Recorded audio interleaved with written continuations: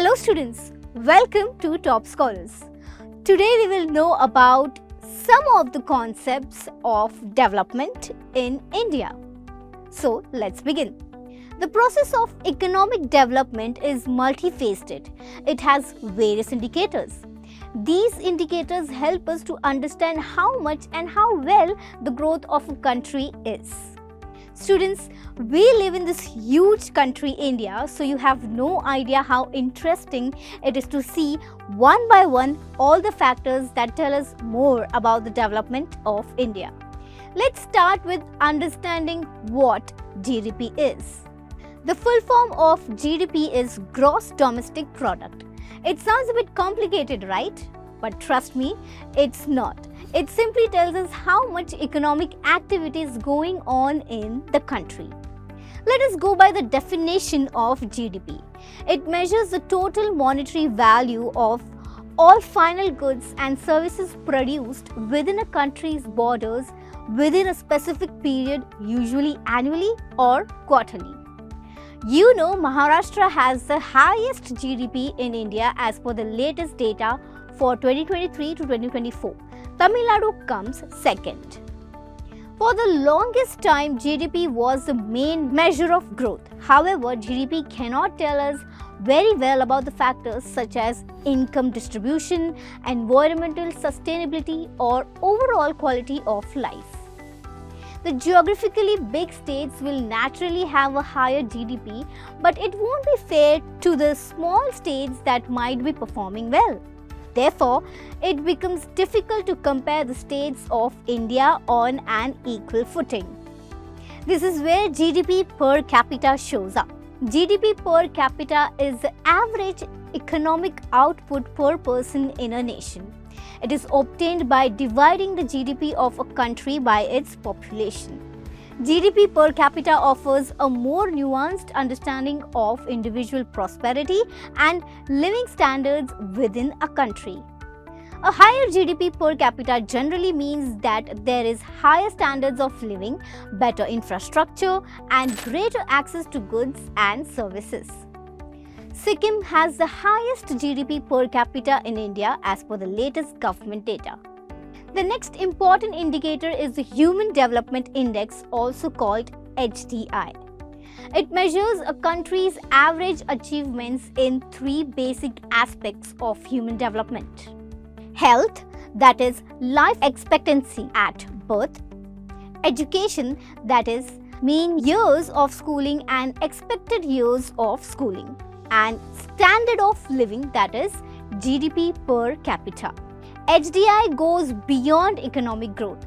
It can tell us about the well-being and capabilities of individuals within a society. Because of HDI, we can compare countries based on their human development.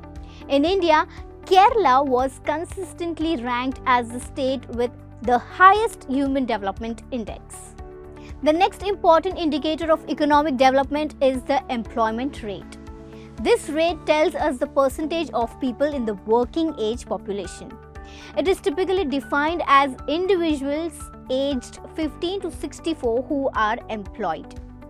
A high employment rate shows a healthy labor market and that human capital is being used productively. When unemployment rates are low, it is much easier to bring in economic stability, social cohesion, and poverty reduction. That is why the government has always focused on creating more jobs and has various employment generation schemes laid out too. As per the latest data from Center of Monitoring the Indian Economy, CMIE, the employment rate in India is 37.9% at present. Now, let us look at the literacy rate. The literacy rate is the percentage of people aged above 15 years who can read and write.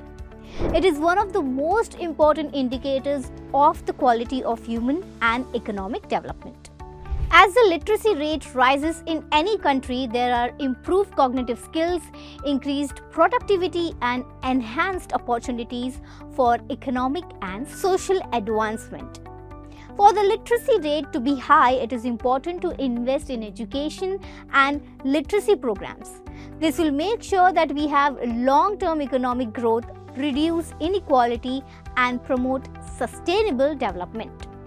India's literacy rate has been steadily increasing over the years, albeit with variations across different regions and demographic groups. According to the latest available data from the Census of India 2011, India's overall literacy rate stood at around 74.4%. Naturally, the states with higher level of economic development and stronger educational policies will have high literacy rates. Therefore, Kerala, Mizoram and Goa have always had higher literacy rates, while states like Bihar, Rajasthan and Uttar Pradesh have struggled with increasing their literacy rates. In conclusion, the 5 indicators that we studied today are some of the most essential indicators that together provide insights into a nation's economic development and well-being.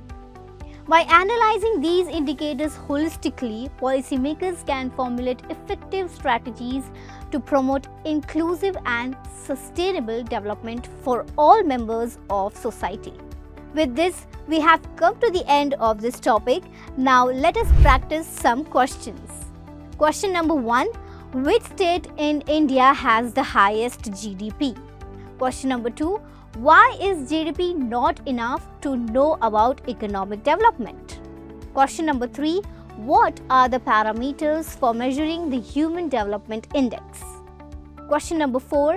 Which state in India has the highest rate of HDI? Question number 5. What is the employment rate? Hope you enjoyed this session. Happy learning.